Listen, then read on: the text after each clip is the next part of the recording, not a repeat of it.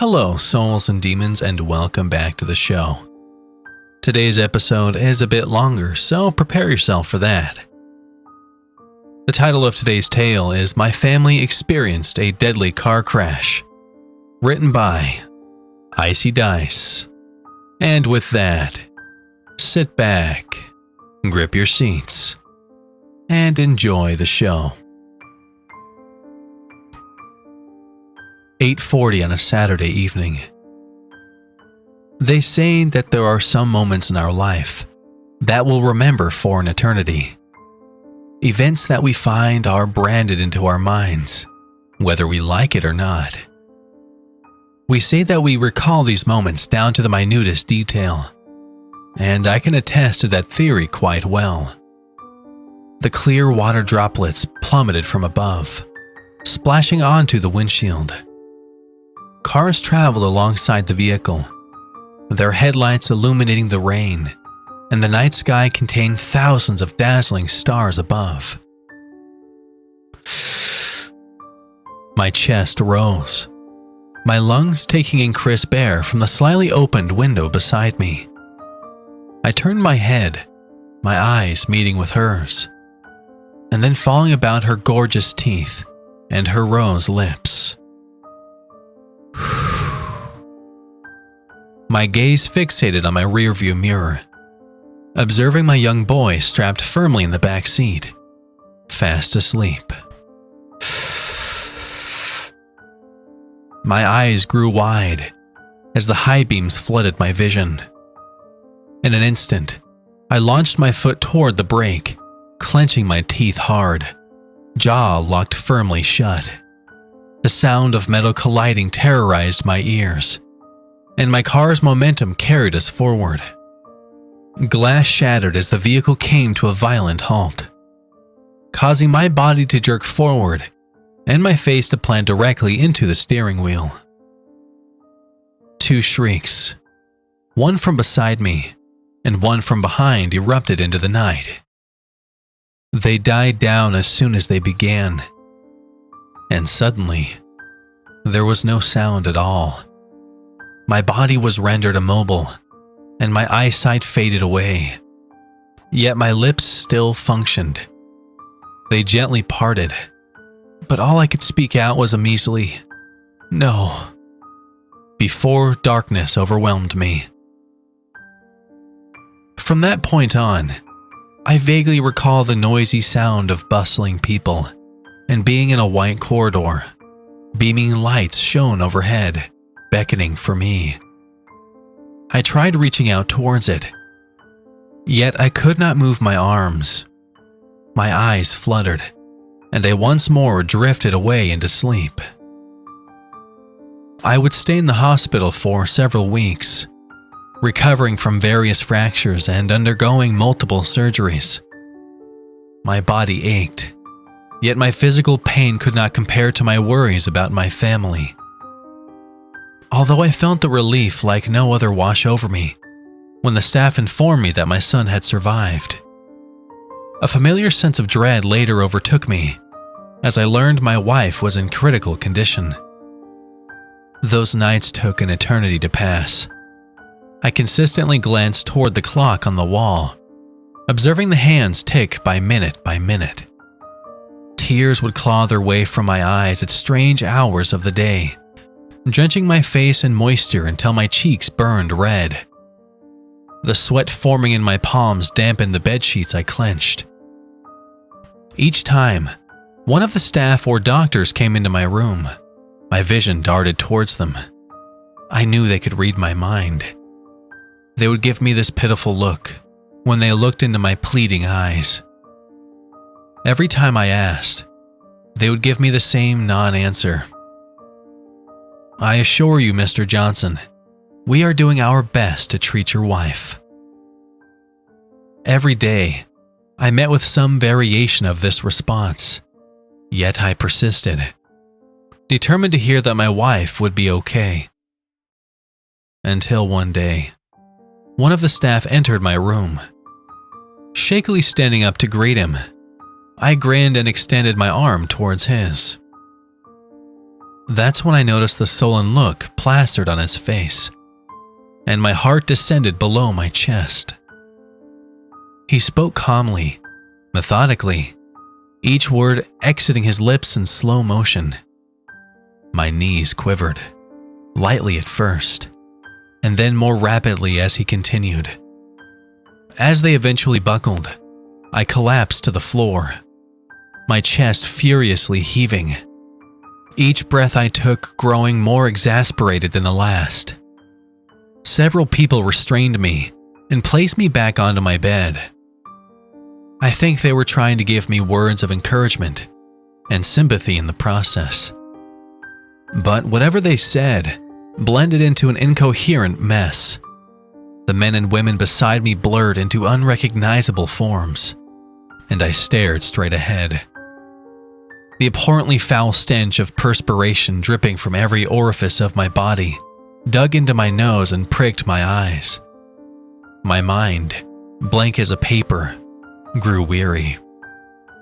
And I finally gave in to the staff attempting to keep me still. The nurses helped clean me up shortly following that outburst. After receiving fresh clothing and being given time and space to come to terms with the news, my nurse escorted me to the lobby. There he stood, waiting for me. I rushed towards him as quickly as possible. Stooping down, I embraced him, resting my chin on his scalp and gently patting his back. He buried his head into my chest. My shirt moistened, and I held him even closer. He knew. Before we even left the hospital, I received a few recommendations for psychiatrists and therapists in my area. After thanking the staff for all their help, my son and I took the bus back to our neighborhood later that night. We had baked chicken with rice that night, but he just sat there, poking his food with his fork. Sighing, I finished my plate, hoping it would inspire him to do the same. Instead, he pushed his dish away from him, in front of where an empty chair stood before the table. I knew he wouldn't budge, but I was aware that the hospital had been keeping him healthy and nourished. I told him he should go to bed and get some rest, and he obliged, hopping up from his seat and making his way to his room. After he crawled into his bed, I tucked him in and asked if he'd like me to sleep in his room for the night. He shook his head, rejecting my offer. I bent down and kissed his forehead, wishing him a good night. I opened my laptop and researched the therapy centers cited in the pamphlet I received earlier. I grimaced when I read the costs for each one. My wife made money along with me for our family. That, combined with the opportunity cost forfeited by my hospital stay, took immediate therapy out of the question.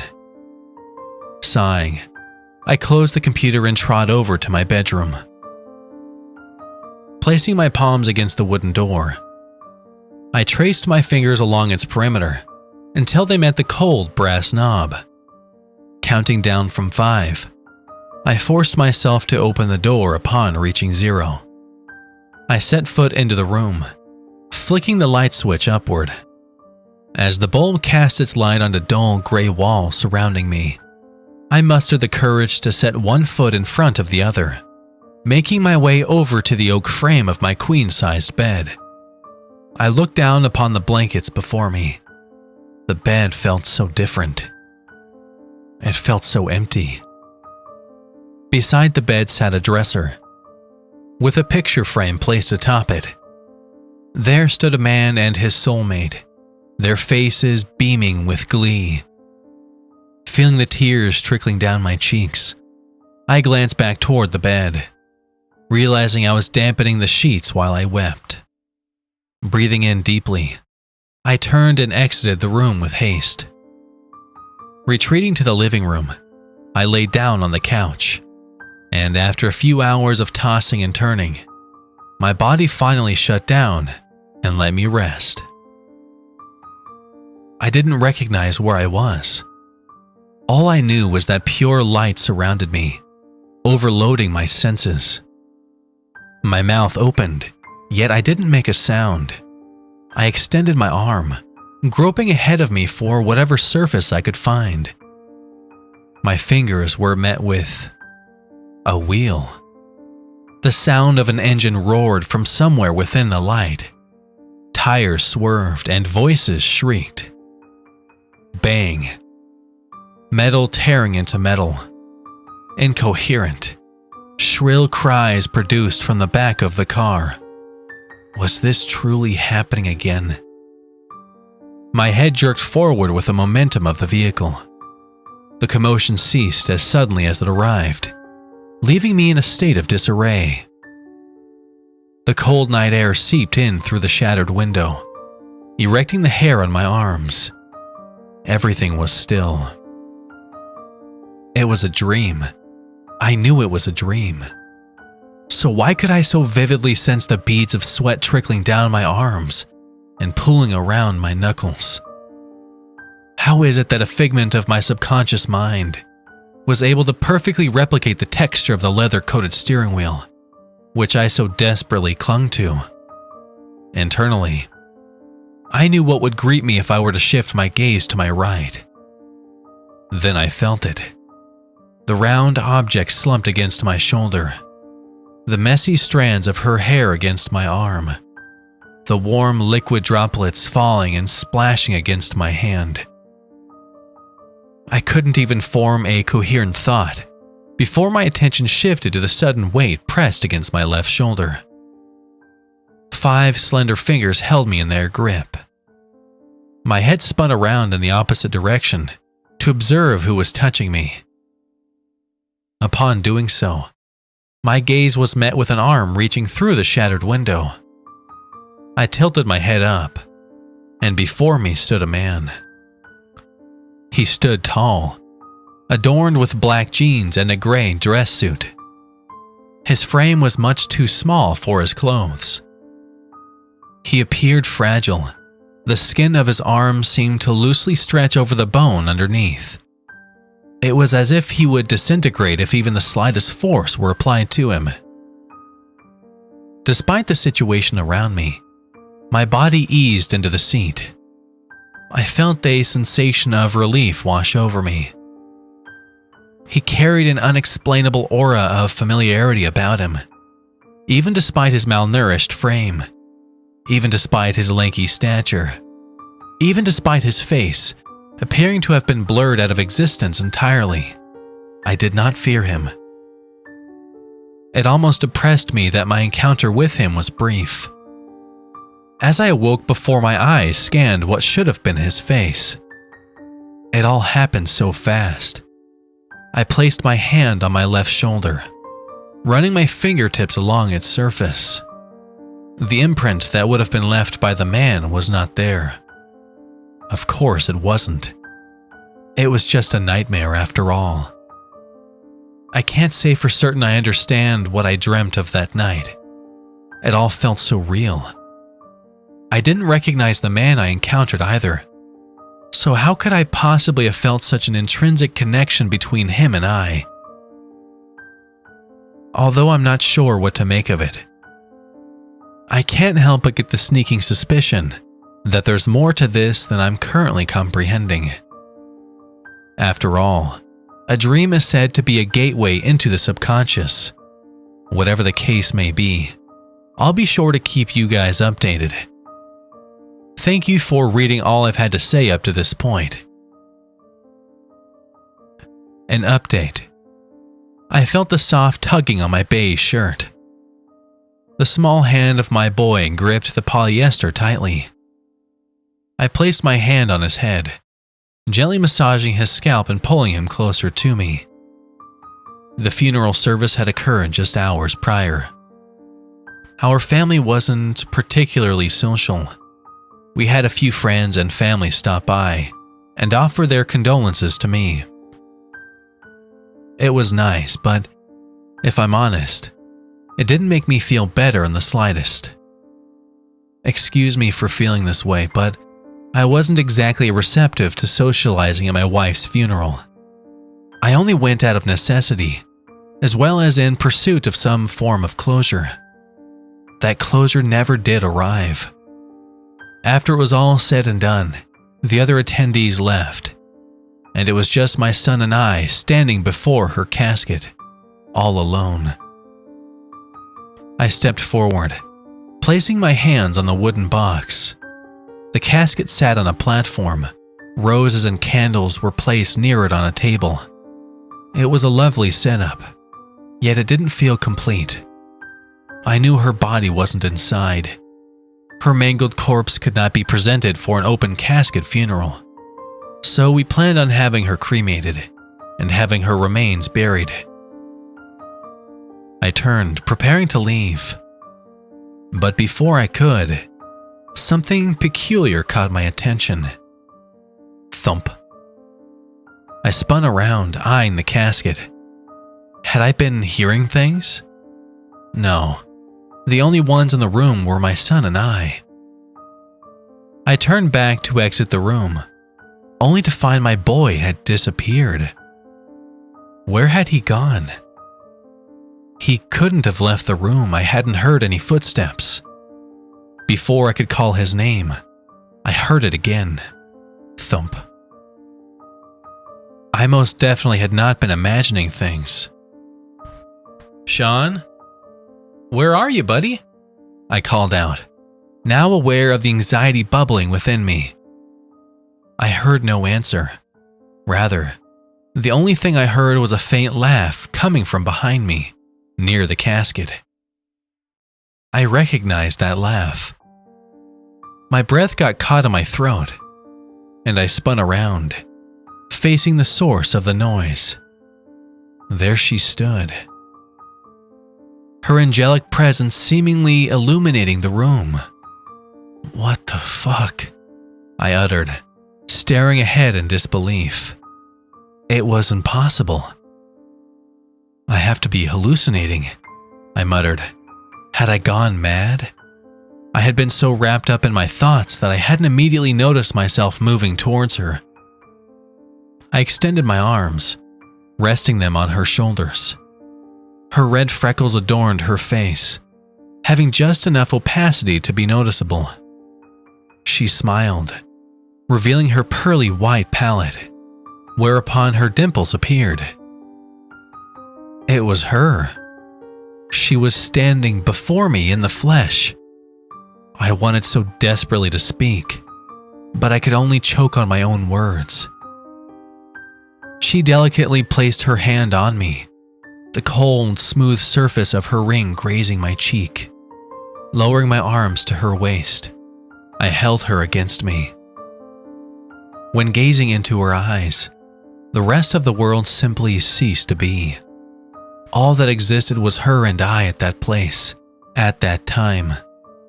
Gently we swayed back and forth, like the leaves of a tree on a gusty autumn day. Rocking forward and backward, we held each other in our arms. Her skin was warm, and I became entrapped in her aura. My muscles relaxed, and soon enough, I was no longer conscious of our movements. My body went on autopilot as we danced to the beat of our hearts, conjoined as one. I was in heaven, for my love was alive again. I closed my eyes, smiling in contentedness. Drip. I heard a wet splash. At the same time, liquid pooled onto my hand. Its warmth juxtaposed to the suddenly cold surface I felt pressed against me.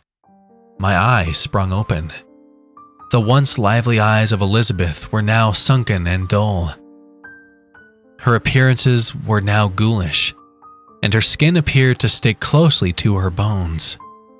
Looking down at my hands, I saw that they had been covered with blood. A large laceration covered the surface of her stomach, and the stench of charred flesh infiltrated my nostrils. I shoved her away from me and collapsed to the floor. I only had a split second to process what happened before thick chunks of vomit erupted from my throat. I wish I had not met her gaze again. Her sweet smile had transformed into a sickening grin. She dragged herself towards me, leaving a streak of blood and pus in her path. I attempted to get up and stumble away from her, but to no avail. I felt nauseous and struggled to do anything besides clumsily shuffling away. I grimaced in pain as I felt her latch onto my arm, digging her yellowish, rotten nails into my skin. She used her momentum to lunge at me, shoving me to the ground and landing on top of me. I screamed and I fought, and I clawed at her, desperate to get her off of me. Somehow, even though her body appeared rotten and broken, she overpowered me, scraping and clawing at my flesh. Then, I felt a tug on my beige shirt. A tiny hand gripped the polyester fabric. I picked myself up from the floor and looked down at my son. He looked back up at me, a look of concern and fear on his face. A puddle of vomit and tears occupied the floor beside where I had collapsed. Did I imagine everything? No. I quickly realized that wasn't the most important question at that time. Had my boy witnessed what just happened? How could I have allowed myself to appear so weak in front of him? A boy is meant to see his father as a superhero, a strong man who can persevere through anything. Not only had that persona collapsed in the hospital, but it collapsed here as well. What would he think of me? Regret and dismay ran through my veins at that moment. But those feelings were interrupted as Sean embraced me, with as much strength as his little arms could muster. I froze, and then gently reciprocated his embrace. He had seen me collapse, seen me cry, seen me at my most vulnerable. Yet when I looked upon my son, comforting me when I needed it most, I didn't see a child who felt disappointed in his father. All I saw was an act of compassion. Not wanting to weep more than I already had, I let go of Sean and stood upright. He was only a child and had already suffered the loss of his mother. At such a young age, I doubted he had much understanding of the concept of death at all. But I know for certain he missed Elizabeth, and so I knew I had to be there for him. I promised then and there that I would be strong for Sean. We arrived home that evening. I treated Sean to the best pot roast I could make, and was ecstatic to see he had finally regained his appetite. I tucked him into bed soon after. I brought a chair by his bed, pulling his sheets and covers over him. The lamp by his bedside shone brightly. "You doing okay, little guy?" I inquired. He didn't respond, of course. He hadn't uttered as much of words since the incident. I didn't understand why, but I didn't want to press him on it either. I would get him some help as soon as I could. I grabbed his stuffed teddy bear from a nearby shelf and waved it in front of him. "You remember how we got this? How we went to the fair last year and you played the baseball game and won, Teddy?" I had hoped bringing up this memory would elicit a response from Sean, but he simply smiled and continued to look at me. Sighing, I returned his smile and patted his head. When Mommy and I got married, we knew we wanted a baby. Every night, we would pray to the angels that a baby boy would come. And one day, you came to us. It was the happiest day of our lives, Sean. And from that point onward, you made us the happiest parents around. Mom won't be around for a long time, but I promise that she's watching you with the angels. And she's smiling, Sean. She's so proud of her beautiful baby boy. And so am I. We will always love you. Again, Sean's lips never parted once, Yet I knew that he understood. He had to have understood. He just had to. I just wanted to hear his voice again. "Oh, right. Sorry, buddy," I said, leaning over and kissing his forehead. He nodded his head in satisfaction and laid down. I turned off his lamp and closed his bedroom door. Making my way to the bathroom, I went inside and stared into the mirror. I had kept my promise to myself to stay strong for Sean, at least for tonight. I gripped the sink tightly, leaning over and peering into my reflection. What the hell had happened earlier? Could it have been related to the dream I had the other night? Why was I experiencing these disturbing visions? I had never really had to deal with mental trauma in the past, so I was unfamiliar with how to process this information. If people knew about the experiences I was having, would they think I was crazy? For the first time in my life, I felt small and out of control. I balled my hand into a fist, pounding it into the wall. That night was a sleepless one. All I could do was look up at the ceiling. Empty thoughts occupied my mind. I couldn't make sense of what I had experienced, so I merely dismissed them as nightmares. I'll keep you guys updated on any future developments. I need an outlet to get my thoughts out. I don't want to vent to my son, so I'll have to type my thoughts here.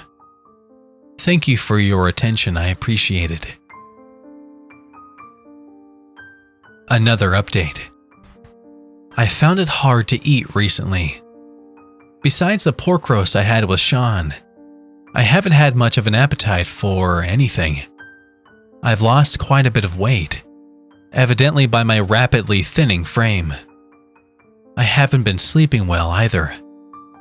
Despite this, I've been giving my best efforts to stay strong. I truly believe Sean and I will get through this. When Sean fell asleep during the evening, I decided for the first time in a while to try driving again. I had been walking or using public transport to get from place to place, but I knew that I couldn't just avoid driving forever. We had taken Liz's car that night, so I was able to use mine. I went out to the driveway and entered my vehicle.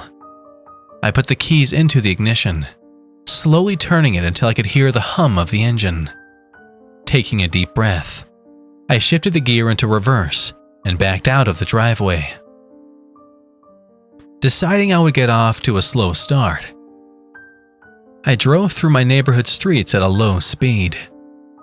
The car methodically made its way down the road, and I eased up a little. I was getting comfortable driving again, mustering up a little courage. I turned onto a public road, so I could practice driving among other vehicles again. My hands started to tremble, so I gripped the wheel tightly. I turned on the hazard lights. I needed to pace myself and keep my cool. I applied a little more pressure to the accelerator. My body stiffened as the car picked up speed, and I responded by slowing my breathing. Doing so allowed me to loosen my body, and I pressed down on the accelerator even harder. I lowered the windows and felt the wind blow against my face. Horns beeped all around me. The noise of chattering pedestrians and restaurant music was omnipresent. I remembered the feeling of driving down the road at night in my car, the way the breeze flowed through my hair, the way the paved roads felt underneath my tire. As I looked into my rearview mirror, I almost thought my eyes were betraying me. I was smiling. Not just a smirk, but a full-on grin. I released my grip on the wheel and simply drove. For miles I traveled, not having a care in the world. Oh, how I missed cruising along towards the horizon. That liberating feeling coated me in pure bliss. As darkness enveloped the environment, I flicked on my headlights. Peering into the night sky, I saw the millions of stars sparkling above. Momentarily pausing to appreciate the serene view, my attention was drawn to an alternative source of light ahead of me. The headlights of another vehicle rapidly approached. I defaulted back to clutching the wheel. Those lights, they flooded my vision just as memories flooded my mind. Remembering to be calm, I once more inhaled a surplus of oxygen, letting it stir in my stomach before a prolonged exhale exited my nose. For a moment, the light covered my entire vehicle. In a split second, it was over. I observed my rearview mirror once more, watching the car travel down the road behind me. Pulling onto the shoulder, I put the car into park and leaned back into the seat. I let out an audible sigh of relief, followed by a single sentence. I did it. Returning home later that night, I quietly entered my house and went to check on Sean. His door opened with a slight creak, and I made my way over to his bedside. I turned on his lamp, only to find the covers of an empty bed pulled to the side. Confused, I exited his room and called out his name. There was no response. The door had been locked when I arrived, so I knew he had to have been in the house. I checked the kitchen and the dining room before making my way to the hallway.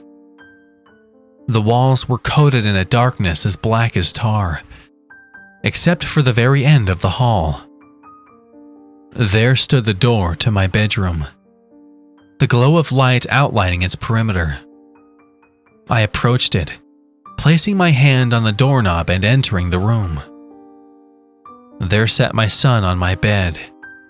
In his arms sat a picture frame that held the image of Elizabeth, standing by Sean. He stared at the image, his face as still as stone. I went over to him, sitting by his side and placing my arm over his shoulder. I noticed dark splotches on the picture frame. Placing my hand under Sean's chin, I lifted his head to face me. Red circles surrounded his watery eyes. Using my thumb to wipe the remaining tears from his cheek, I tried to offer him the best smile I could, but his frown remained. There I sat, at a loss for words. My gaze lowered and focused on the picture in the frame.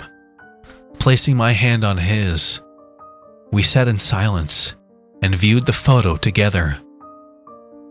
Eventually, I broke the silence, realizing just how late it was. Hey buddy, let's head to bed, okay? Sean gave me a head nod and arose, traversing the corridors of the house to his room. I tucked him in, as per usual, before retreating to my bed. I picked up the picture frame and held it in my hand. Elizabeth was as beautiful as ever. And for the first time in ages, viewing her did not cause me distress or pain. Rather, I felt a sense of acceptance. I recalled what I had told Sean about her watching over him with the rest of the angels. Though I said it to ease his mind, I too had begun to tell myself the same thing. That somewhere out in the universe, my Liz was watching, hoping for the best for me. I glanced at the image of Sean, standing by his mother. He had the purest grin on his face, one that could melt my heart 1,000 times over. I knew he did, because I remembered taking that photo. Yet, that was not how he appeared now. In his place stood a different Sean, a Sean without the grin, without the energetic and hopeful eyes. Rather, one with deep gashes and bruises embedded into his flesh, one whose limbs appeared contorted into unnatural positions. In the blink of an eye, his happy demeanor changed into one of shock and terror. taken aback. I dropped the photo and rushed back to Sean's room. I burst through the door, only to find him peacefully asleep in his bed. He was there, alive in one piece. I saw him with my own 2 eyes. Making my way back to my bedroom, I scooped up the picture frame and gazed upon it once more. There he stood, looking perfectly happy. Rubbing my eyes in hopes to clear my vision, I viewed the image again, hoping to confirm that what I saw was real. The photo remained unchanged, still showing Sean as the gleeful little boy I knew him to be. I put the photo away and climbed into bed, pulling the covers over my body. Sinking my head into my pillow, I closed my eyes. Although it took a few hours, I finally drifted into a deep slumber. The following day, I woke up early. Entering the kitchen for a glass of water, the sound of footsteps caught my attention. They were heading down the hallway which leads to Sean's room. Figuring Sean had woken up, I followed them down the hallway, where I saw his bedroom door ajar. Inside, I found my boy sitting beside the being from my dream all those nights ago. There he was in his slick gray suit. He appeared as malnourished as ever, his thin frame giving him a feeble look. His face remained blurred, so much so that I could not discern any of his features. I watched as he extended his bony fingers towards my son, laying them atop his head. He brushed Sean's hair with his hand. Neither one of them faced me, and despite the circumstances, I did not feel fear for my safety or Sean's. I walked toward the creature, attempting to touch it. Mere centimeters before the tips of my fingers grazed its figure, my body lunged forward, my forehead drenched in sweat. I observed my surroundings, realizing I had not yet left my bed. I decided to put the picture frame away in my closet for the time being. The thing freaks me out, and after that dream, and what I would assume was my hallucination yesterday, I can't bear to view it. Once again, I'll be sure to keep you all updated on future updates. I cannot express my gratitude enough to all of you. Truly, thank you. A final update. Sean, I need you to speak to me. I must have uttered several variations of that phrase for at least half an hour. Please, buddy, you can talk to me, okay? I promise you can talk to Papa. No matter how many times I repeated these words to him, he simply wouldn't answer. I desperately needed to know that he could speak. I needed to know that he was real.